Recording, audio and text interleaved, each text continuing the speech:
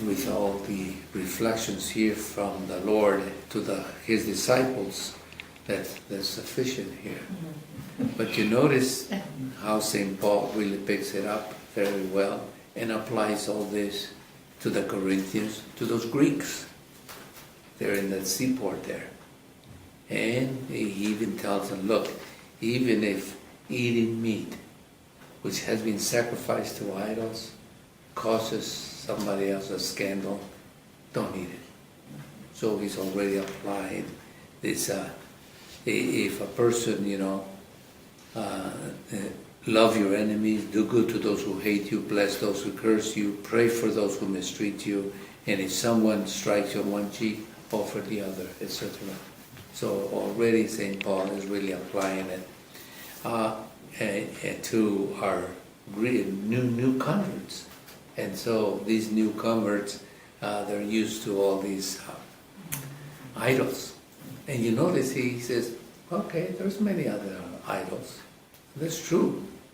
However, just keep in mind that there's only one God. Because they may be still used to the old idols. And this is true with many other cultures. They retain their idols for a long while until they enter into the new understanding that St. Paul is giving us. There is no God but one. So he admits there may be other idols. And so also you're talking to Greek minds. Knowledge inflates with pride. Maybe it doesn't have much meaning to us. But for the Greeks, knowledge was supreme. Knowledge is, they are the ones who gave us philosophy in the world. They systematized thought. So, but that kind of a knowledge in their world, in their way of understanding, and with their idols, it brings pride. But then St. Paul brings love that builds it up. So in their minds, St. Paul is very sharp and shrewd and knows the minds of the Corinthians, of the Greeks, as well as the others, and then knows how to then apply the gospel, the words of Jesus. Also today we have the 13th anniversary of the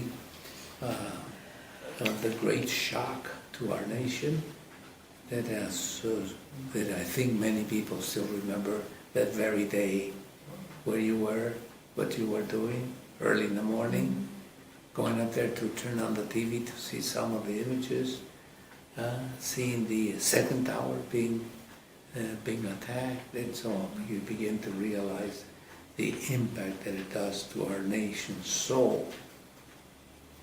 And so it's made us completely different. And so we're still dealing with all these, how to deal with our living together in this planet. So we don't all have the world vision to be able to do how to deal with it. So last night we had our president speaking that authorizing airstrikes and so on.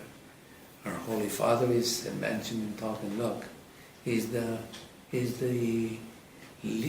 traders of weapons are the ones who are really gaining over all of us, and all this doesn't bring peace, does not resolve the issues, and so on.